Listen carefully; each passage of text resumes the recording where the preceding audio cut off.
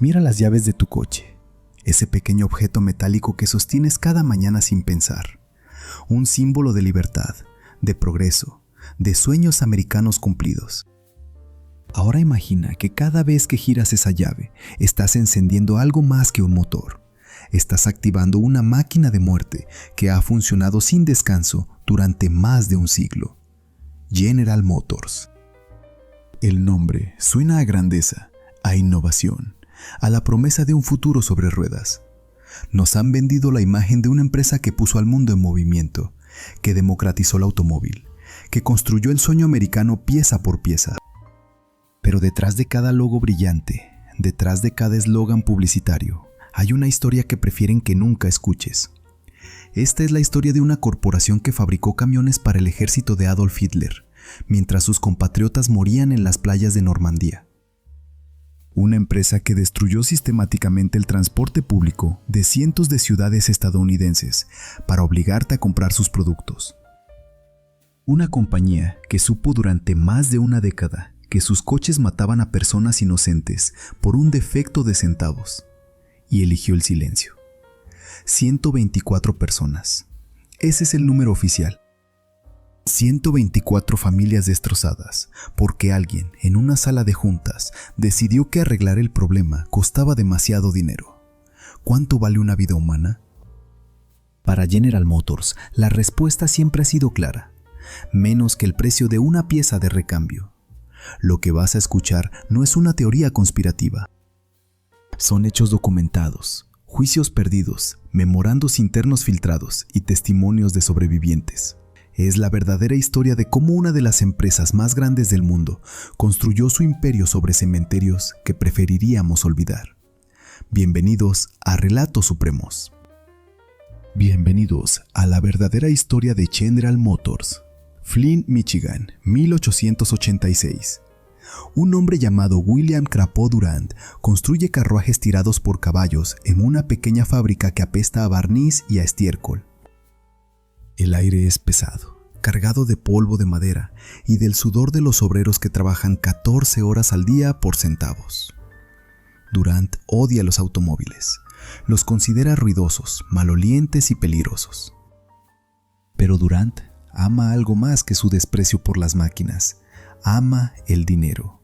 Y donde hay dinero, hay Durant. 20 años después, este mismo hombre que despreciaba los vehículos a motor se convierte en el dueño de Buick, la compañía de automóviles más grande de Estados Unidos. El 16 de septiembre de 1908, con apenas $2,000, Durant incorpora General Motors en Nueva Jersey, una empresa holding. Un pulpo con tentáculos que comenzaría a extenderse por todo el país, devorando a sus competidores uno por uno. En solo 2 años, General Motors absorbe 30 compañías: Oldsmobile, Cadillac, Oakland, que después se convertiría en Pontiac. Durant no discrimina, compra todo lo que se mueve, todo lo que tiene motor, todo lo que produce beneficios. Su filosofía es simple: si no puedes vencer a tu enemigo, cómpralo. Y si no puedes comprarlo, destrúyelo. Hay un momento en 1909 que define perfectamente el espíritu de esta corporación. Durant casi compra Ford Motor Company por $8 millones. Henry Ford acepta, pero los banqueros de Durant se niegan a prestarle el dinero inicial. Imaginad por un momento ese universo paralelo. Ford como una división más del monstruo de Detroit. La historia del siglo XX habría sido diferente. Pero incluso sin Ford, General Motors estaba destinada a convertirse en la máquina más grande jamás construida por manos humanas. Durant era un jugador, un apostador compulsivo con corbatas de seda y zapatos de charol. Y como todo jugador, eventualmente perdió. En 1910, los banqueros lo echaron de su propia compañía. Pero el hombre era como una cucaracha nuclear, imposible de matar. Fundó Chevrolet en 1911 con un piloto de carreras llamado Louis Chevrolet, y 5 años después, utilizando las acciones de Chevrolet como moneda, Durant recuperó el control de General Motors. El hijo pródigo había vuelto. Sin embargo, Durant volvería a perder todo en 1920, esta vez de forma definitiva. El hombre que creó una de las corporaciones más grandes del mundo terminó sus días administrando una bolera en Flint, viviendo de la pensión que le pagaban sus antiguos colegas por caridad. Murió en 1947, olvidado por la historia, mientras General Motors se convertía en la empresa más poderosa del planeta. Así funciona el capitalismo. Usa a sus profetas y luego los descarta como pañuelos sucios. Pero antes de su caída final, Durant había construido algo mucho más importante que una compañía de automóviles. Había creado un sistema. Una estructura corporativa que permitía a General Motors operar en múltiples países, bajo múltiples banderas, con múltiples lealtades, o más bien, con ninguna lealtad en absoluto. Después de Durant vino Alfred Pritchard Sloan. Si Durant era el visionario caótico, Sloan era el arquitecto frío, un ingeniero del MIT con el corazón de un contador y el alma de un banquero. Sloan transformó General Motors de una colección desordenada de marcas en una máquina perfectamente engrasada de hacer dinero. Introdujo los cambios de modelo anuales para hacer que los coches del año anterior parecieran obsoletos. Creó la jerarquía de marcas: Chevrolet para los pobres, Buick para la clase media, Cadillac para los ricos. Cada estadounidense tenía su lugar en el ecosistema de General Motors. Y cada estadounidense pagaba tributo. Pero Sloan tenía otra característica que definiría el futuro de la compañía. Odiaba a Franklin Delano Roosevelt. Odiaba el New Deal. Odiaba los sindicatos, la seguridad social y cualquier intento del gobierno de regular las corporaciones. Para Sloan, Roosevelt representaba el fin de una era en la que los grandes hombres de negocios podían hacer lo que quisieran sin que nadie les pidiera explicaciones. Y había otro líder político que Sloan admiraba. Un líder que prometía orden, eficiencia y un ambiente amigable para los negocios. Un líder que compartía su desprecio por los sindicatos y la democracia. Su nombre era Adolf Hitler. En 1929, mientras Estados Unidos se hundía en la Gran Depresión, General Motors hizo su movimiento más importante en Europa. Compró el 80% de Adam Opel AG, la compañía de automóviles más grande de Alemania. 2 años después, en 1931, General Motors adquirió el 20% restante. Por $33 millones, GM se convirtió en el propietario absoluto del fabricante de automóviles más importante del Tercer Reich. Adam Opel había comenzado en 1862 fabricando máquinas de coser en un cobertizo de vacas. Pasó a las bicicletas, luego a los automóviles. Para cuando General Motors llegó, Opel ya poseía instalaciones de producción modernas y una red de distribución que cubría toda Europa. Era el premio perfecto para una corporación americana hambrienta de expansión global. Pero había algo más que General Motors obtenía con Opel: acceso directo al mercado alemán justo en el momento en que un nuevo régimen estaba tomando el poder. Un régimen que necesitaba camiones. Muchos camiones. El 2 de mayo de 1934, James D. Mooney, presidente de General Motors Overseas Corporation, se encontró sentado frente a Adolf Hitler en la Cancillería del Reich en Berlín. Mooney había traído consigo a 2 ejecutivos de la división alemana de GM. La reunión fue un éxito rotundo. Semanas después, la publicación corporativa de GM, General Motors World, describió el encuentro en términos que hoy resultan escalofriantes. La revista alababa a Hitler como un líder fuerte, perfectamente capacitado para sacar al pueblo alemán de su antigua miseria económica. Lo describían guiando a su pueblo no por la fuerza o el miedo, sino por la planificación inteligente y la ejecución de principios fundamentalmente sólidos de gobierno. 1934. Los campos de concentración ya estaban abiertos, los libros ya estaban ardiendo en las plazas, los judíos ya estaban siendo perseguidos. Y General Motors describía a Hitler como un administrador ejemplar. El año siguiente, en 1935, el régimen nazi ordenó la construcción de una nueva fábrica de camiones en Brandenburg. La ubicación no era casual. Los oficiales militares habían aconsejado que ese sitio sería menos vulnerable a los ataques aéreos enemigos. General Motors, a través de Opel, obedeció sin chistar. La fábrica se construyó en apenas 7 meses. El 10 de agosto de 1935 se completó la estructura. El 18 de noviembre, solo 190 días después de colocar la primera piedra, el primer camión salió de la línea de producción. Ese camión tenía un nombre: Blitz, relámpago en alemán. El mismo nombre que daría nombre a la táctica militar más devastadora de la Segunda Guerra Mundial: la Blitzkrieg, la guerra relámpago.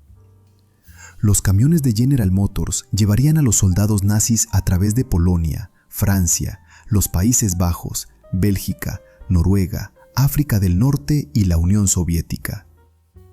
Para 1937, Opel se había convertido en el fabricante de automóviles más grande de Alemania. Triplicaba el tamaño de Daimler-Benz, cuadruplicaba a Ford Werke. General Motors empleaba a 17,000 alemanes en 1934. Para 1938, ese número había crecido a 27,000. La empresa americana estaba alimentando la economía del Reich, reduciendo el desempleo, generando riqueza, y todos sabían para qué se usaría esa riqueza. Alfred Sloan no se hacía ilusiones sobre lo que estaba haciendo. En un informe trimestral de abril de 1936, declaró que la industria debía asumir el papel de estadista industrial ilustrada. Ya no podía confinar sus responsabilidades a la mera producción y distribución de bienes y servicios. Debía avanzar agresivamente y sintonizar su pensamiento y políticas hacia el avance del interés de la comunidad en general, de la cual recibía una franquicia muy valiosa. Era código corporativo para algo mucho más siniestro. General Motors crearía su propia política exterior. Apoyaría al régimen de Hitler incluso cuando Estados Unidos retrocedía horrorizado. Sloan y Mooney sabían exactamente lo que hacían. Sabían que producir automóviles en la Alemania nazi no era simplemente fabricar vehículos. Sabían que estaban ayudando a reducir el desempleo alemán, generando riqueza para el régimen, legitimando a Hitler en el escenario internacional. El presidente de GM lo reconoció abiertamente cuando explicaba los beneficios de la producción en masa a los concesionarios de Opel. El automóvil contribuye más a la riqueza que cualquier otra industria. Pero no fue solo una cuestión de negocios legítimos en un país extranjero. General Motors y Opel participaron activamente en el movimiento antisemita. Los empleados judíos se convirtieron en verboten, prohibidos. Los proveedores judíos fueron eliminados de la cadena de suministro. La empresa americana se adaptó perfectamente a las leyes raciales del Reich. Para oscurecer la propiedad estadounidense de Opel, Sloan y Mooney crearon lo que ellos mismos llamaron un camuflaje o una fachada falsa. Establecieron un directorio compuesto por personalidades alemanas prominentes, varios de ellos miembros del partido nazi. Pero las decisiones reales se tomaban en Detroit y Nueva York, donde GM era el único accionista de Opel. En 1938, meses después de la anexión nazi de Austria y solo meses antes de la Noche de los Cristales Rotos, James Mooney recibió la Orden del Águila Alemana, la medalla más alta que Hitler otorgaba a los colaboradores comerciales extranjeros. El mismo reconocimiento que recibiría Henry Ford. La medalla era un reconocimiento oficial por servicios distinguidos al Reich. Cuando un accionista preocupado escribió a Alfred Sloan en abril de 1939 para protestar por la colaboración de GM con los nazis, Sloan respondió con una carta que se ha convertido en un documento histórico de la amoralidad corporativa. En interés de obtener beneficios, escribió Sloan, GM no debería arriesgar a alienar a sus anfitriones alemanes entrometiéndose en los asuntos nazis. Y luego añadió la frase que definiría toda su filosofía empresarial. Estos asuntos no deberían ser considerados el negocio de la dirección de General Motors. Concentremos esa frase por un momento. En abril de 1939, los nazis ya habían construido decenas de campos de concentración, ya habían quemado sinagogas, ya habían promulgado las leyes de Nuremberg, ya habían anexado Austria y Checoslovaquia. Y Alfred Sloan presidente de la corporación más grande de Estados Unidos, declaraba que todo eso no era asunto de General Motors. En agosto de 1939, semanas antes de que Hitler invadiera Polonia, el ejército alemán ordenó urgentemente que se enviaran piezas de repuesto para los camiones Blitz a las bases cercanas a la frontera polaca. Los motores de General Motors estaban siendo preparados para la guerra. El 1 de septiembre de 1939, a las 6 de la mañana, Alemania lanzó su Blitzkrieg contra Polonia. Las tropas llegaron en camiones Blitz fabricados por Opel, la subsidiaria de General Motors. La noche anterior, según una investigación del Congreso, Sloan había dicho a los accionistas que GM era demasiado grande para verse afectada por pequeñas disputas internacionales. Pequeñas disputas internacionales. Así llamaba el presidente de General Motors a la invasión que desencadenaría la guerra más sangrienta de la historia humana. Y aquí viene la parte que ningún libro de texto te contará. Después de que comenzara la guerra, las fábricas de Opel fueron convertidas completamente a la producción militar. El enorme complejo de Rüsselsheim se transformó en una planta de motores para aviones. Desde 1939 hasta 1945, esa sola instalación ensambló el 50% de todos los sistemas de propulsión producidos para el bombardero Ju-88, el bombardero más importante de la Luftwaffe durante toda la guerra. También ensambló el 10% de los motores a reacción para el Me-262, el primer caza a reacción operacional del mundo. En tierra, las subsidiarias de GM y Ford construyeron casi el 90% de los semiorugas blindados de 3 toneladas y más del 70% de los camiones medianos y pesados del Reich. Los informes de inteligencia estadounidenses describieron estos vehículos como la columna vertebral del sistema de transporte del ejército alemán. Y cuando las bombas aliadas comenzaron a caer sobre las fábricas que General Motors había construido para Hitler, ¿sabéis qué pasó después? GM reclamó compensación al gobierno estadounidense y la obtuvo. Para 1967, General Motors había cobrado más de $33 millones en reparaciones y beneficios fiscales por los daños sufridos en sus propiedades de aviones y vehículos motorizados en territorios anteriormente del eje. Pensadlo, General Motors construyó unas fábricas que producían los motores de los bombarderos nazis. Los aviones americanos bombardearon esas fábricas. Y luego General Motors cobró al contribuyente estadounidense por los daños. La corporación ganó dinero armando a los nazis. Y volvió a ganar dinero cuando los aliados destruyeron lo que GM había construido para los nazis. Pero hay algo aún más oscuro en esta historia. Algo que muchos preferirían olvidar. Las fábricas de Opel utilizaron trabajo forzado, prisioneros de guerra, civiles de países ocupados y, eventualmente, prisioneros de campos de concentración fueron obligados a trabajar en las líneas de producción de General Motors en Alemania. Hombres, mujeres y hasta niños arrancados de sus hogares, transportados como ganado, obligados a construir las máquinas de guerra que destruirían sus propios países. Millones de personas de más de 20 países fueron deportadas a Alemania para trabajar en fábricas y granjas. En agosto de 1944, 6 millones de civiles estaban realizando trabajo forzado en el Reich alemán. Más de un tercio eran mujeres. Muchas fueron secuestradas junto con sus hijos o dieron a luz en los campos. Llevaban distintivos que los marcaban como esclavos. Vivían tras alambre de púas bajo la vigilancia de guardias armados. El único criterio para vivir o morir era la eficiencia de producción. General Motors, a través de Opel, fue parte de este sistema de horror industrial. La corporación americana, que prometía libertad y progreso, participó en la mayor operación de esclavitud del siglo XX. Y cuando todo terminó, cuando los campos fueron liberados y los cuerpos contados, General Motors simplemente volvió a sus negocios como si nada hubiera pasado. En 1948, General Motors recuperó el control administrativo de Opel. Las mismas fábricas que habían producido motores para bombarderos nazis ahora producían automóviles para la Europa de posguerra. Los mismos ejecutivos que habían colaborado con el Reich ahora recibían a oficiales estadounidenses en sus despachos recién pintados. La sangre se había limpiado. Los esclavos habían muerto o habían sido enviados a casa, y los beneficios volvían a fluir hacia Detroit. Así nació el monstruo. No en un laboratorio secreto ni en una conspiración de villanos de película.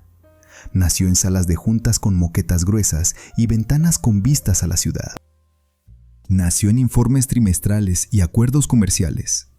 Nació cada vez que un ejecutivo decidió que las vidas humanas eran menos importantes que los márgenes de beneficio. Nació de la idea, tan estadounidense y tan mortal, de que los negocios y la moral son dos cosas separadas. General Motors no fue la única corporación americana que colaboró con el régimen nazi. Ford estaba allí, IBM estaba allí, Coca-Cola estaba allí, pero GM fue, con diferencia, la más importante. Como dijo el investigador Bradford Snell al Congreso de Estados Unidos, los nazis podrían haber invadido Polonia y Rusia sin Suiza. No podrían haberlo hecho sin General Motors. Y esa es la primera parte de nuestra historia, el nacimiento de una corporación que aprendió, desde sus primeros días, que el dinero no tiene patria, que los beneficios no tienen conciencia y que las vidas humanas son simplemente otra línea en el balance contable. Pero esto es solo el principio, porque lo que General Motors aprendió en la Alemania de Hitler lo aplicaría durante décadas en Estados Unidos y en todo el mundo. Las lecciones de la colaboración nazi serían perfeccionadas, pulidas, convertidas en una ciencia exacta de la explotación. Preparaos, lo peor está por venir. 10 de marzo de 2010. Es el cumpleaños número 29 de Brooke Melton. Esa mañana, su padre Ken le deja un mensaje de voz deseándole feliz cumpleaños. Brooke trabaja como enfermera pediátrica en Atlanta, Georgia. Es una mujer responsable, cuidadosa, el tipo de persona que nunca ha recibido una multa de velocidad en su vida. Sus padres la llaman cariñosamente la gallina asustadiza, porque conduce con tanto cuidado. Esa noche, Brooke sale del trabajo y sube a su Chevrolet Cobalt blanco del 2005. Va a cenar con su novio para celebrar su cumpleaños. El cielo está oscuro. Llueve. La carretera Hiram Atwood es una vía de 2 carriles, bordeada de pinos y postes de servicios públicos. Brooke conduce hacia el norte, a 58 millas por hora en una zona de 55, nada fuera de lo normal. De pronto, el motor se apaga, sin advertencia, sin razón aparente. La dirección asistida deja de funcionar. Los frenos antibloqueo se desactivan. El coche pierde el control. Brooke lucha contra el volante, pero el Cobalt patina sobre el agua acumulada en el asfalto. Cruza la línea central. Un Ford Focus viene en dirección contraria. El impacto es devastador. Los primeros auxilios llegan 19 minutos después. Sacan a Brooke del vehículo semisumergido en el arroyo Pickett's Mill. La llevan al hospital. Tiene el cuello roto. A las 10 de la noche, el teléfono suena en casa de sus padres. Los médicos dicen que Brooke no va a sobrevivir. Ken Melton se inclina sobre el cuerpo de su hija en la sala de emergencias. Besa su frente fría. Y le susurra al oído: Brooke, vindicaré tu accidente, porque sé que fue un fallo mecánico. Lo que Ken no sabía en ese momento era que su hija se había convertido en una estadística. Una más de las 124 personas que morirían por un defecto que General Motors conocía desde hacía más de una década. Un defecto que costaba menos de $1 arreglar. Un defecto que GM decidió ignorar porque las reparaciones eran, según sus propios documentos internos, demasiado costosas y requerían demasiado tiempo. Retrocedamos en el tiempo. Febrero de 2002. Un ingeniero de GM llamado Ray DeGiorgio aprueba el diseño de un nuevo interruptor de encendido para los coches pequeños de la compañía. El proveedor, Delphi, le advierte que el interruptor no cumple con las especificaciones de GM. La fuerza rotacional, el torque necesario para girar la llave, es demasiado baja. Pero De Giorgio está cansado de lidiar con este componente.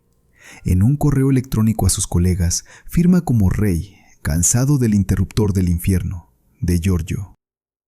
El interruptor se instala de todos modos, primero en el Saturn Ion, después en el Chevrolet Cobalt, luego en el Pontiac G5, en el Chevrolet HHR, en el Pontiac Solstice, en el Saturn Sky. Millones de coches con una bomba de tiempo escondida en la columna de dirección. El problema es simple de entender. Si el conductor roza accidentalmente la llave con la rodilla, si lleva un llavero pesado, si el coche pasa por un bache, el interruptor puede girar de la posición encendido a la posición accesorios o apagado. Cuando esto ocurre, el motor se detiene. La dirección asistida deja de funcionar. Los frenos antibloqueo se desactivan. Y lo más mortal de todo, las bolsas de aire se desconectan. En un impacto frontal, las bolsas de aire no se despliegan. El conductor y los pasajeros mueren. Casi inmediatamente, GM comienza a recibir quejas. Conductores del Saturn Ion reportan que sus motores se apagan mientras conducen. Lo mismo ocurre con el Cobalt cuando sale a la venta en 2004. Los ingenieros de GM experimentan el problema ellos mismos. En una pista de pruebas, el motor de un Cobalt se apaga cuando la rodilla del conductor roza la llave. Los ingenieros lo saben, lo documentan y no hacen nada. En 2005, GM envió un boletín de servicio técnico a sus concesionarios. No es un retiro del mercado. Es simplemente un consejo. Si los clientes se quejan de que el motor se apaga, sugieran que quiten el peso extra de sus llaveros. Quizás ofrézcales un inserto para la llave que haga más difícil girarla accidentalmente.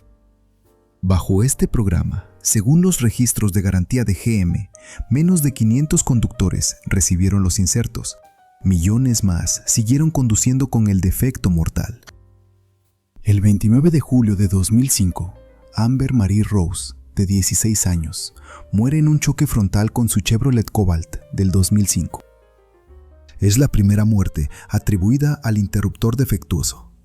Un investigador contratado por la Administración Nacional de Seguridad del Tráfico en las Carreteras descubre que el encendido del Cobalt había pasado de la posición encendido a la posición accesorios, cortando la energía de la dirección, los frenos y las bolsas de aire. Pero el hallazgo se pierde en el laberinto burocrático. En abril de 2006, Ray De Giorgio autoriza un cambio en el diseño del interruptor. El nuevo diseño tiene un émbolo más largo y un resorte más fuerte, lo que aumenta la fuerza necesaria para girar la llave. Es exactamente la solución que se necesitaba desde el principio. Pero De Giorgio hace algo que violaba todos los procedimientos de ingeniería. No cambia el número de pieza. El componente modificado entra en producción con el mismo código que el defectuoso. Esta decisión, aparentemente menor, hará imposible durante años que los investigadores descubran lo que realmente había ocurrido. ¿Por qué no cambió el número de pieza? Los investigadores nunca lo sabrán con certeza. De Giorgio afirmará más tarde bajo juramento que no recuerda haber autorizado el cambio. No recuerda la decisión de mantener el mismo número de pieza. No recuerda nada. Un hombre que pasó 23 años trabajando en interruptores para General Motors, de pronto sufre de amnesia selectiva cuando se trata del componente más mortífero de su carrera. Mientras tanto, las muertes continúan. En octubre de 2006, Amy Radmacher, de 15 años, muere en un accidente en Wisconsin. En el mismo accidente, muere Natasha Weigel, de 18 años. Sus coches también eran Cobalts, sus bolsas de aire tampoco se desplegaron. Un policía estatal de Wisconsin, llamado Keith Young, investiga el accidente. Revisa los escombros y encuentra que el interruptor de encendido estaba en la posición accesorios. Busca en la base de datos federal y encuentra 5 quejas sobre motores de Cobalt que se apagan mientras conducen. 3 conductores reportan que sus piernas rozaron el encendido o el llavero antes de que el motor se detuviera. Young también encuentra el boletín de servicio de GM de 2006 que detallaba el problema del interruptor. Conecta los puntos. El interruptor del Cobalt se deslizó a la posición de accesorios antes del accidente, causando el fallo de las bolsas de aire. Un equipo de la Universidad de Indiana, que investigó el accidente en 2007, llegó a la misma conclusión, pero el personal de GM no lo hizo. Como escribiría más tarde el investigador externo Anton Balukas, podrían haberlo hecho si hubieran leído el informe de Young. Aquí es donde la historia se vuelve verdaderamente criminal. General Motors sabía del problema. Sus propios ingenieros lo habían experimentado. Sus propios documentos lo describían. Sus propios boletines de servicio lo reconocían. Pero en lugar de emitir un retiro del mercado, en lugar de reemplazar los interruptores defectuosos, en lugar de salvar vidas, GM clasificó el problema como un asunto de satisfacción del cliente, no como un problema de seguridad. ¿Por qué? Porque un retiro del mercado habría costado dinero, mucho dinero. Los documentos internos de GM muestran que los ingenieros rechazaron una solución porque era demasiado costosa y requería demasiado tiempo. Una pieza que costaba menos de $1. Un cambio que habría tomado minutos en cada coche. Pero esos minutos, multiplicados por millones de vehículos, representaban millones de dólares. Y para General Motors, 124 vidas humanas valían menos que sus márgenes de beneficio. El padre de Brooke Melton no se rindió. Contrató a un abogado llamado Lance Cooper. Cooper era un abogado de demandantes, el tipo de abogado que las corporaciones temen. Cooper contrató a un ingeniero experto llamado Mark Hood. Hood comenzó a comprar columnas de dirección de Cobalts de desguaces y tiendas de repuestos. Lo que descubrió fue devastador. Los interruptores de encendido en los Cobalts fabricados después de 2006 eran diferentes a los de modelos anteriores. El émbolo era más largo. El resorte era más fuerte. Alguien había cambiado el diseño sin cambiar el número de pieza. Durante una deposición en abril de 2013, Cooper confrontó a DeGiorgio con la evidencia. El ingeniero negó recordar cualquier cambio, negó haber autorizado modificaciones, mintió bajo juramento. Los investigadores determinaron más tarde que DeGiorgio probablemente cometió perjurio. Pero la mentira se desmoronó. Los rayos X de los interruptores revelaron la verdad. GM no tuvo más remedio que admitir lo que había ocultado durante más de una década. En febrero de 2014, GM finalmente emitió un retiro del mercado. Primero 800,000 vehículos. Luego la cifra creció. Y creció. Para finales de junio de 2014, GM había retirado 29 millones de coches en todo el mundo. Casi 30 millones de automóviles con defectos potencialmente mortales que la compañía conocía y había ignorado. Cuando GM anunció el retiro, dijo que 13 personas habían muerto por el problema. Pero esa cifra era una mentira deliberada. Contaban solo los choques frontales donde las bolsas de aire no se habían desplegado. No contaban los choques laterales. No contaban a Brooke Melton, que murió cuando su coche perdió el control y fue golpeado por el hado. No contaban a decenas de otras víctimas. La verdad salió a la luz cuando GM estableció un fondo de compensación, administrado por el abogado Kenneth Feinberg. Al finalizar el proceso, el fondo había aprobado reclamaciones por 124 muertes, casi 10 veces más que las 13 que GM había reportado inicialmente. Y 266 lesiones graves, parálisis, amputaciones, daño cerebral, quemaduras severas. Pero eso no fue todo. El fondo rechazó más del 90% de las reclamaciones presentadas. 349 reclamaciones por muerte fueron rechazadas por diversas razones técnicas. No había posibilidad de apelación. Las familias de las víctimas no tenían recurso. El número real de muertos probablemente nunca se conocerá. ¿Y qué pasó con los responsables? En septiembre de 2015, el Departamento de Justicia de Estados Unidos anunció un acuerdo con GM. La compañía pagaría $900 millones en multas. Los cargos serían de fraude electrónico y conspiración para engañar a un regulador gubernamental. Pero había una trampa. Si GM se portaba bien durante 3 años, los cargos serían desestimados. Y así fue. En 2018, GM salió libre. Ningún ejecutivo fue a la cárcel. Ningún ingeniero enfrentó cargos criminales. Rey de Giorgio fue despedido, pero nunca procesado. 15 empleados fueron despedidos en total. 5 más fueron disciplinados. Y eso fue todo. Desafortunadamente, es la misma vieja historia, dijo Lance Cooper. Si tienes suficiente poder y dinero, siempre puedes comprar tu salida de la verdadera rendición de cuentas. Laura Christian, cuya hija de 16 años murió en un accidente en 2005, lo expresó de manera más directa. Hay personas en GM que tomaron decisiones que causaron estas muertes. Sin embargo, no sufrirán ninguna consecuencia. Clarence Ditlow, director ejecutivo del Centro para la Seguridad del Automóvil, fue aún más brutal. GM mató a más de 100 personas al poner conscientemente un interruptor de encendido defectuoso en más de 1 millón de vehículos. Sin embargo, nadie de GM fue a la cárcel, ni siquiera fue acusado de homicidio criminal.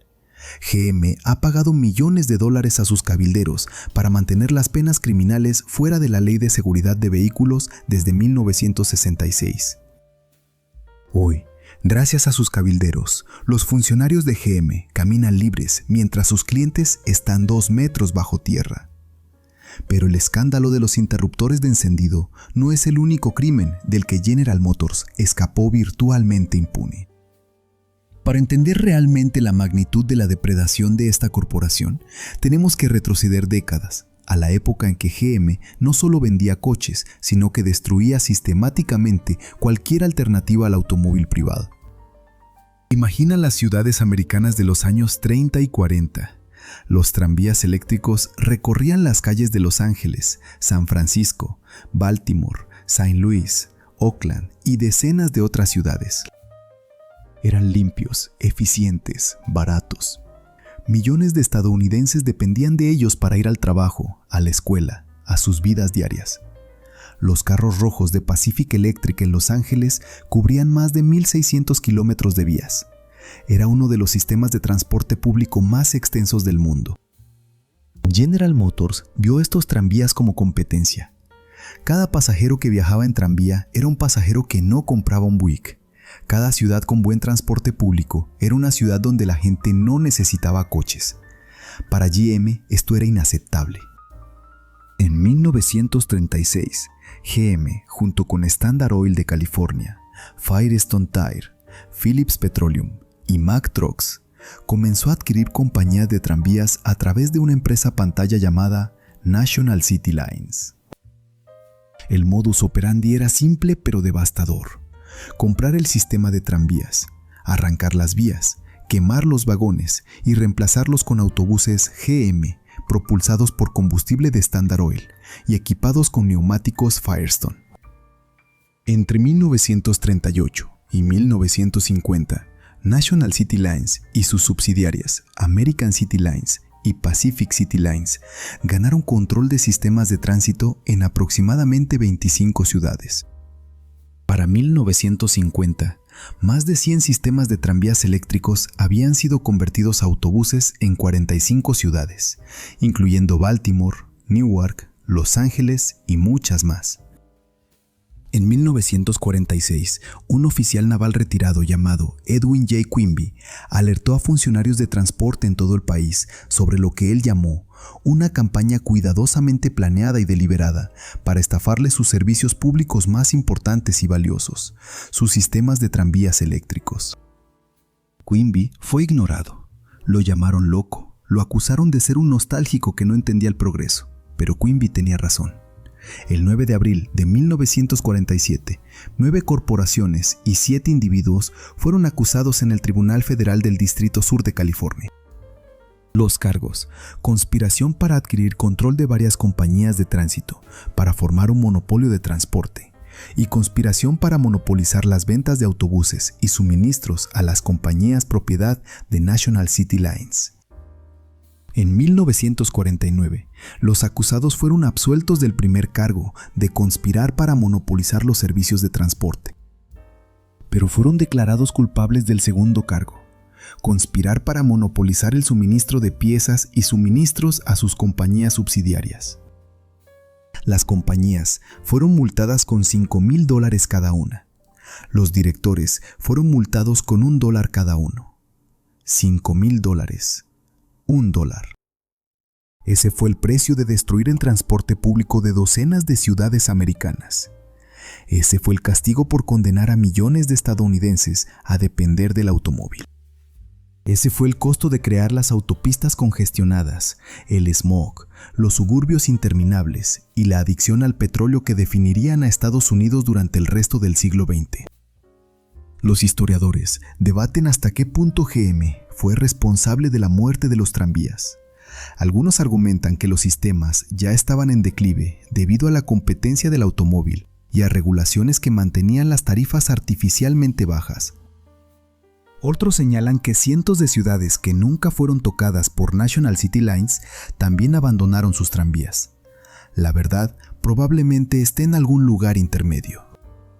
Pero lo que no se puede negar es que GM fue declarada culpable de conspiración. No es una teoría, es un hecho legal. Y lo que tampoco se puede negar es el patrón. Una corporación que colaboró con los nazis. Una corporación que recibió compensación del gobierno estadounidense por las bombas que cayeron sobre las fábricas que producían armas para los nazis. Una corporación que ocultó un defecto mortal durante más de una década, mientras 124 personas morían. Una corporación que conspiró para destruir alternativas al automóvil privado. Una corporación cuyos ejecutivos nunca fueron a la cárcel, nunca enfrentaron consecuencias reales. Nunca pagaron un precio proporcional a sus crímenes. El ingeniero Ray DeGiorgio firmó un correo electrónico llamando al interruptor de encendido el interruptor del infierno. Pero el verdadero infierno no era una pieza defectuosa. El verdadero infierno era una cultura corporativa que valoraba los beneficios sobre las vidas humanas. Era un sistema legal que trataba las muertes de 124 personas como un asunto de fraude electrónico. Era un gobierno que permitía a las corporaciones comprar su salida de la responsabilidad criminal. Ken Melton, el padre de Brooke, cumplió su promesa. Vindicó la muerte de su hija. Su demanda, su persistencia, su negativa a aceptar que su hija simplemente conducía demasiado rápido para las condiciones del camino, fue lo que finalmente obligó a GM a admitir la verdad. Cada vez que GM anunciaba otro retiro del mercado, Ken daba un pequeño asentimiento a Brooke. La memoria de su hija había salvado vidas, pero no había salvado la suya. Y mientras las familias de las víctimas enterraban a sus seres queridos, mientras los abogados negociaban acuerdos confidenciales, mientras los ejecutivos de GM continuaban recibiendo bonificaciones millonarias, la compañía seguía vendiendo coches. Seguía publicando anuncios brillantes con familias sonrientes. Seguía prometiendo seguridad, confiabilidad, el sueño americano sobre 4 ruedas. Porque eso es lo que hace General Motors. Eso es lo que siempre ha hecho. Vende sueños mientras oculta pesadillas. Construye imperios sobre cementerios que prefiere olvidar. Cuenta historias de progreso mientras entierra las historias de sus víctimas. 124 personas. Ese es el número oficial. El número real es probablemente mucho mayor. Pero incluso si aceptamos el número oficial, piénsalo. 124 familias destrozadas, 124 funerales, 124 sillas vacías en cenas de cumpleaños, bodas, graduaciones. Todo porque alguien en una sala de juntas decidió que una pieza de menos de $1 era demasiado cara para reemplazar. ¿Cuánto vale una vida humana para General Motors? Ahora lo sabemos. Menos de $1. 1 de junio de 2009. General Motors, la empresa que durante décadas había sido sinónimo de poderío industrial estadounidense, la corporación que había construido los tanques de la Segunda Guerra Mundial y los sueños de la clase media americana, se declaró en bancarrota. Era la mayor quiebra industrial en la historia de Estados Unidos. Una empresa con 100 años de historia, que había empleado a cientos de miles de trabajadores, que había definido el paisaje urbano americano con sus autopistas y suburbios, reconocía ante un tribunal federal que no podía pagar sus deudas. Pero aquí viene la parte que deberías recordar la próxima vez que alguien te hable del capitalismo de libre mercado y la responsabilidad corporativa. General Motors no murió. No se le permitió morir. El gobierno de Estados Unidos, usando el dinero de los contribuyentes, rescató a la empresa que había colaborado con los nazis, que había destruido los tranvías, que estaba ocultando un defecto mortal que mataría a 124 personas. El rescate total ascendió a $51,000 millones del programa TARP, el programa de alivio de activos en problemas, dinero que el Congreso había aprobado originalmente para rescatar a los bancos responsables de la crisis financiera de 2008. Pero el presidente Bush, en uno de sus últimos actos en el cargo, declaró unilateralmente que los fondos podían usarse para cualquier programa que él considerara necesario para evitar la crisis financiera. Y así, el dinero fluyó hacia Detroit. En diciembre de 2008, GM recibió $13,400 millones. En abril de 2009, otros 2,000 millones. En mayo, 4,000 millones más. Cada inyección de efectivo era un parche temporal para una hemorragia que no podía detenerse. El 1 de junio, la empresa finalmente se declaró en bancarrota bajo el capítulo 11. Pero no fue una bancarrota normal. No fue una liquidación donde los acreedores recuperan lo que pueden y los accionistas pierden todo. No. El gobierno estadounidense orquestó una reorganización que creó una nueva GM, liberada de las deudas y obligaciones de la vieja GM. Los contribuyentes terminaron con el 60.8% de las acciones de la nueva empresa. Los gobiernos de Canadá y Ontario obtuvieron el 11.7%. El Sindicato de Trabajadores Automotrices, a través de un fondo de beneficios para jubilados, recibió el 17.5%. Los acreedores y tenedores de bonos, que normalmente tienen prioridad en una bancarrota, recibieron migajas. El rescate salvó empleos. Eso es innegable. Un estudio del Centro para la Investigación Automotriz estimó que el rescate preservó 1,200,000 empleos y mantuvo $34,900 millones en ingresos fiscales. Pero también significó que los contribuyentes estadounidenses subsidiaron a una corporación que había actuado de manera irresponsable durante décadas. Una corporación que pagaba a sus ejecutivos salarios millonarios mientras producía coches que la gente no quería comprar. Una corporación que había ignorado la eficiencia de combustible mientras sus competidores japoneses y europeos innovaban. ¿Y cuánto perdieron los contribuyentes? Cuando el Departamento del Tesoro finalmente vendió sus últimas acciones de GM en diciembre de 2013, la pérdida directa fue de entre $10,500 y $11,200 millones. $11,000 millones que nunca serán recuperados. $11,000 millones que los ciudadanos estadounidenses regalaron a una corporación que, apenas unos años después, admitiría haber ocultado un defecto que mataba a sus clientes. Piénsalo. El gobierno rescató a GM en 2009. El defecto del interruptor de encendido había sido descubierto internamente desde 2002. Los ingenieros de GM sabían que sus coches mataban gente, mientras el gobierno les entregaba miles de millones de dólares de rescate, y nadie dijo nada. Nadie en GM levantó la mano y dijo: "Por cierto, tenemos un pequeño problema con los interruptores de encendido que debemos solucionar. El costo real del rescate va más allá de los 11,000 millones perdidos. El Tesoro también rescató a GMAC, la empresa de financiamiento de GM, con 1,500 millones adicionales.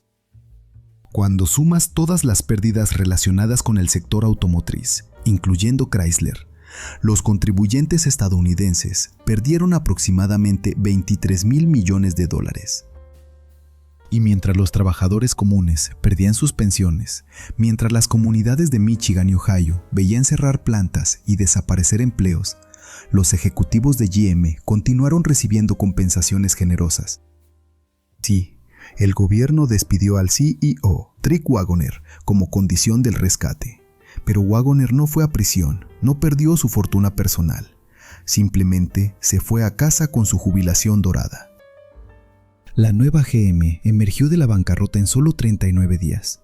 Fue una de las reorganizaciones corporativas más rápidas de la historia. Demasiado rápida, argumentaron los críticos, para examinar realmente lo que había salido mal. Demasiado rápida para responsabilizar a nadie. La velocidad del proceso significó que muchas reclamaciones contra la empresa, incluyendo las de víctimas de defectos de seguridad, quedaron en un limbo legal. Y luego vino la parte verdaderamente obscena, cuando las familias de las víctimas del interruptor de encendido intentaron demandar a GM, la empresa argumentó que no era legalmente responsable de los accidentes que ocurrieron antes de la bancarrota de 2009. La nueva GM era una entidad legal diferente de la vieja GM. Las muertes causadas por el defecto antes de julio de 2009 eran responsabilidad de la vieja GM, que ya no existía.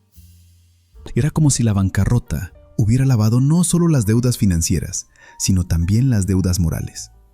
Un juez federal eventualmente falló a favor de este argumento. Las víctimas del interruptor de encendido, cuyos accidentes ocurrieron antes de la bancarrota, no podían demandar a la nueva GM.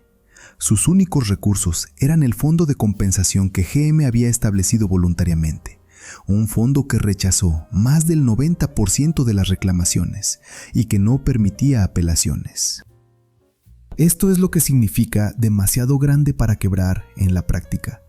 Significa que las corporaciones pueden actuar con impunidad, sabiendo que el gobierno las rescatará cuando las consecuencias de sus acciones finalmente las alcancen.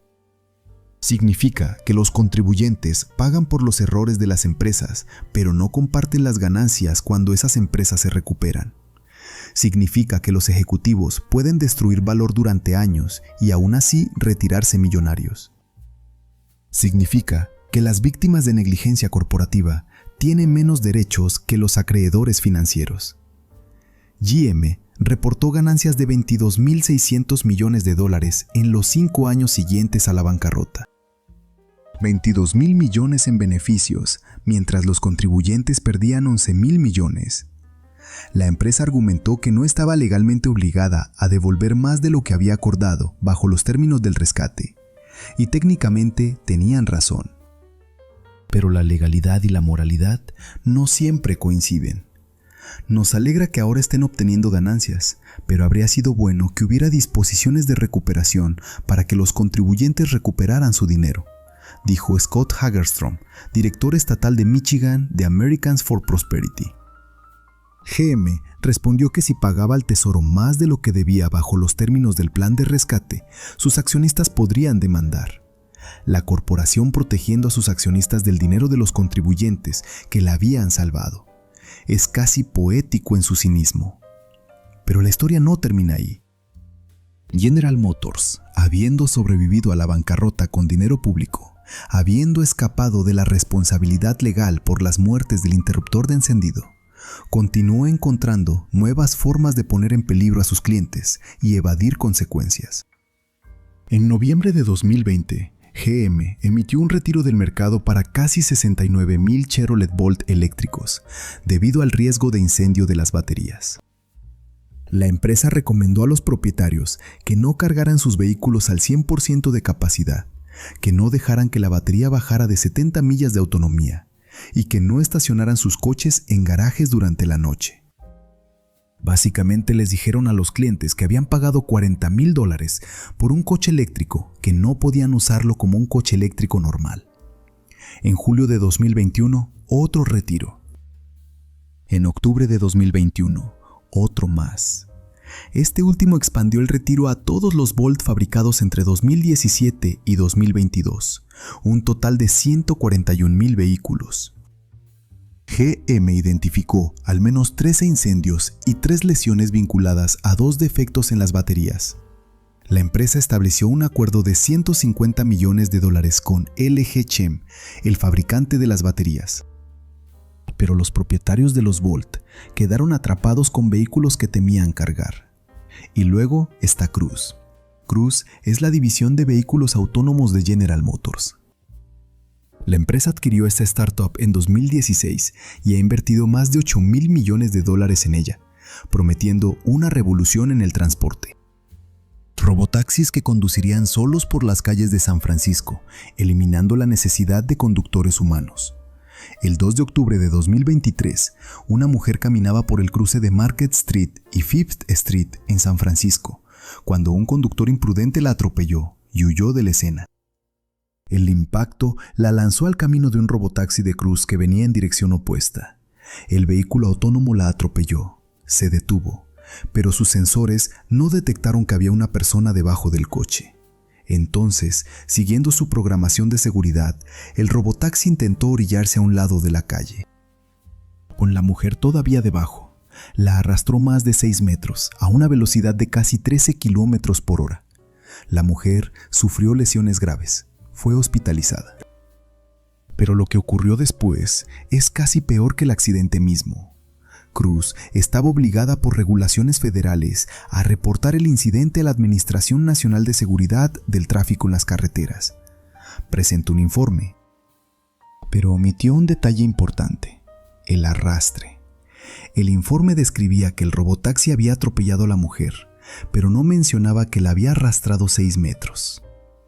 Al día siguiente, empleados de Cruise se reunieron con funcionarios federales. Proporcionaron un resumen verbal del accidente que no incluía una descripción del arrastre. Intentaron mostrar un video del incidente, pero debido a dificultades técnicas, la parte del video que mostraba el arrastre no se reprodujo. Esa tarde, Cruise presentó un informe oficial que específicamente requería una descripción escrita de los detalles antes del choque, durante el choque y después del choque.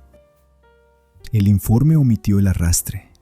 El mismo día, Cruise proporcionó a los funcionarios federales una copia del video que sí mostraba el arrastre, pero no corrigió el informe del accidente.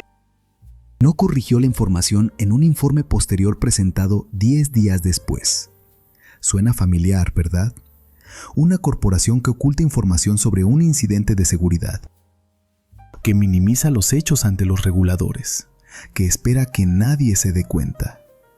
En noviembre de 2024, el Departamento de Justicia de Estados Unidos anunció que Cruise había admitido presentar un informe falso para impedir, obstruir o influir en la investigación federal.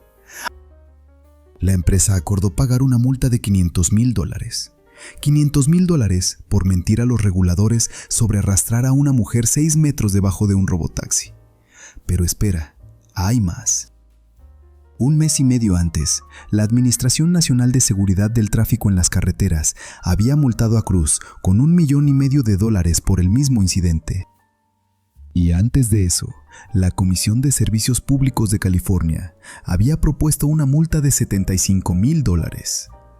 Suma todas las multas, $500,000 más $1,5 millones más $75,000.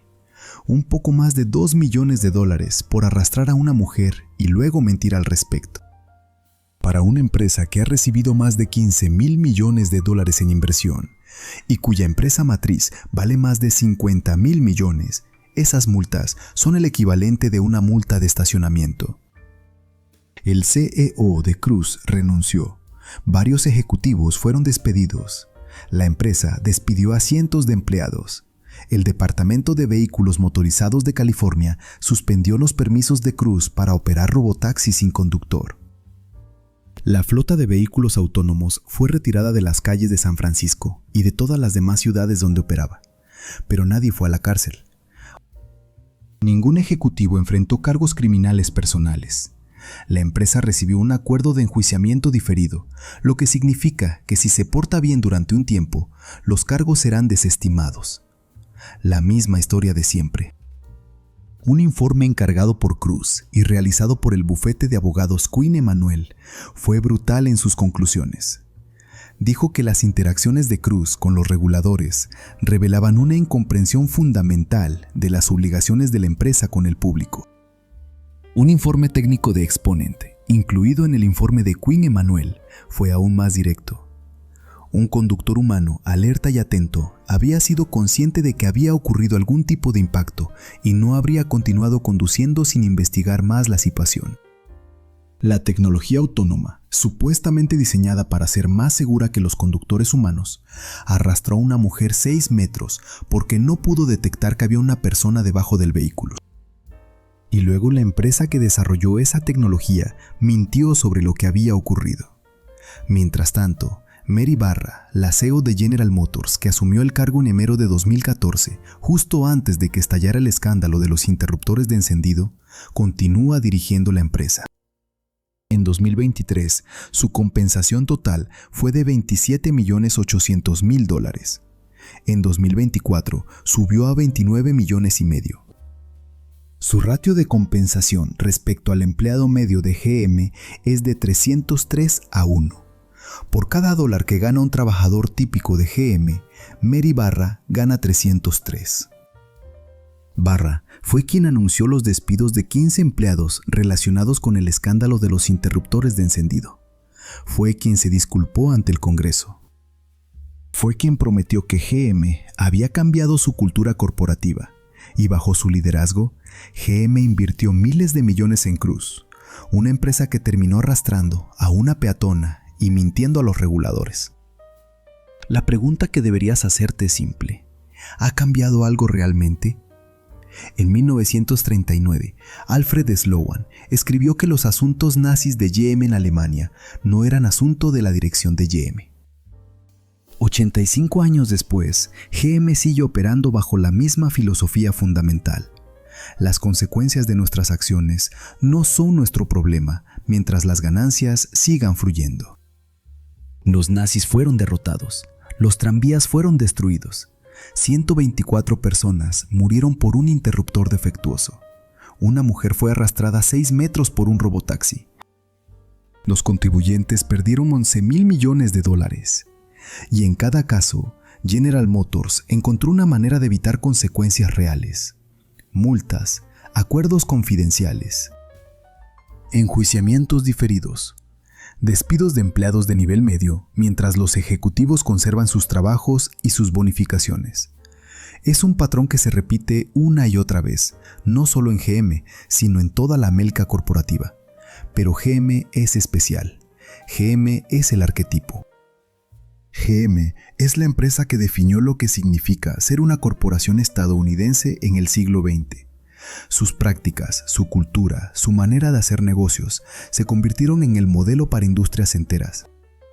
El hombre de GM, el ejecutivo de traje gris que valoraba la conformidad sobre la creatividad, la burocracia sobre la responsabilidad, las ganancias sobre las personas, fue el ideal de una generación de líderes empresariales. Hoy, GM se presenta como una empresa transformada. Habla de vehículos eléctricos y conducción autónoma. Publica informes de sostenibilidad y promete un futuro con 0 emisiones. Mary Barra aparece en conferencias hablando de innovación y liderazgo. Las acciones de GM subieron 50% en 2024. Pero debajo del nuevo barniz, la misma estructura sigue intacta. La misma cultura que produjo a Rey de Giorgio, el ingeniero que aprobó el interruptor del infierno y luego mintió sobre haberlo modificado. La misma cultura que produjo ejecutivos dispuestos a omitir información sobre un robotaxi que arrastró a una mujer. La misma cultura que colaboró con los nazis mientras fabricaba armas para ambos bandos de una guerra mundial. El nombre ha cambiado. Los productos han cambiado. Las caras en las oficinas ejecutivas han cambiado. Pero la ecuación fundamental sigue siendo la misma: maximizar ganancias, minimizar responsabilidad, externalizar costos a trabajadores, consumidores, contribuyentes y al planeta mismo. ¿Quieres saber cuál es la diferencia entre General Motors en 1939 y General Motors hoy? La tecnología. Solo la tecnología. Los coches son más seguros, sí, pero no porque GM lo quisiera, sino porque los reguladores lo exigieron. Las fábricas son más limpias, sí, pero no porque GM se preocupe por el medio ambiente, sino porque las leyes lo requieren. La empresa paga impuestos, sí, pero emplea ejércitos de contadores y abogados para pagar lo menos posible. La moralidad corporativa de GM no ha evolucionado un centímetro desde los días en que James Mooney recibía medallas de Hitler. Ha aprendido a camuflarse mejor. Ha aprendido a contratar mejores relaciones públicas. Ha aprendido que una disculpa bien redactada y un fondo de compensación pueden hacer desaparecer casi cualquier escándalo de los titulares. Pero no ha aprendido que las vidas humanas tienen valor inherente. No ha aprendido que la verdad es más importante que los beneficios trimestrales. No ha aprendido que la responsabilidad significa algo más que escribir un cheque cuando te atrapan. Y probablemente nunca lo aprenderá, porque el sistema no está diseñado para enseñar esas lecciones. El sistema está diseñado para maximizar el valor del accionista, y en ese sistema las multas son simplemente otro costo de hacer negocios. Las muertes son estadísticas. Los escándalos son obstáculos temporales en el camino hacia el próximo informe trimestral. General Motors ha ganado más de $100,000 millones en ganancias desde que emergió de la bancarrota. Ha pagado miles de millones en dividendos a sus accionistas. Ha recomprado miles de millones de sus propias acciones para inflar su precio. Sus ejecutivos han recibido cientos de millones en compensación. ¿Y las familias de las 124 víctimas del interruptor de encendido? Los contribuyentes que perdieron $11,000 millones. ¿La mujer que fue arrastrada 6 metros por un robotaxi? Para ellos, las migajas. Para ellos, los acuerdos confidenciales. Para ellos, la promesa vacía de que esto nunca volverá a suceder. Hasta que suceda de nuevo, porque siempre sucede de nuevo. Diferentes nombres, diferentes productos, diferentes formas de muerte y destrucción. Pero el mismo patrón subyacente. Ganancias primero, personas después, consecuencias nunca. Esa es la verdadera historia de General Motors, no la historia de innovación y progreso que cuentan en sus comerciales. La historia de sangre, mentiras y dinero que prefieren que olvides. Pero nosotros no olvidamos, y ahora tú tampoco. Volvamos al principio, a ese coche que ves cada día en la calle. Chevrolet, Cadillac, Buick, GMC. 4 letras azules sobre un fondo blanco. Un logotipo tan familiar que ya ni lo notas. Pero ahora, ¿sabes lo que hay detrás de esas letras? ¿Sabes que ese emblema adornó los camiones que llevaron a la Wehrmacht a través de Polonia? ¿Sabes que brilló en los motores de los bombarderos que destruyeron ciudades europeas? ¿Sabes que estaba grabado en los interruptores de encendido que mataron a 124 personas mientras la corporación miraba hacia otro lado? ¿Sabes que corona los robotaxis que arrastran peatones y luego mienten sobre lo ocurrido? General Motors no es solo una empresa de automóviles, es un monumento a la impunidad corporativa. Es la prueba viviente de que en este sistema, si eres suficientemente grande, suficientemente rico, suficientemente conectado, puedes escapar de cualquier consecuencia. Puedes colaborar con nazis y recibir compensación del gobierno que los derrotó. Puedes ocultar defectos mortales durante una década y pagar una multa que representa menos del 1% de tus ganancias anuales. Puedes quebrar y renacer con el dinero de los contribuyentes, libre de tus deudas y de tu responsabilidad moral. La próxima vez que veas un comercial de GM hablando de innovación, de seguridad, de un futuro mejor, recuerda esta historia. Recuerda a Brooke Melton, que murió el día de su cumpleaños porque un interruptor de menos de $1 era demasiado caro de reemplazar. Recuerda a los $11,000 millones que los contribuyentes nunca recuperarán. Recuerda a la mujer arrastrada 6 metros por un robotaxi. Porque la memoria es la única justicia que las víctimas de GM recibirán jamás.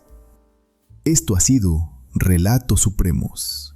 La verdad que las corporaciones prefieren que olvides. Suscríbete, comparte. Y nunca dejes de preguntar, ¿qué hay realmente detrás del logo?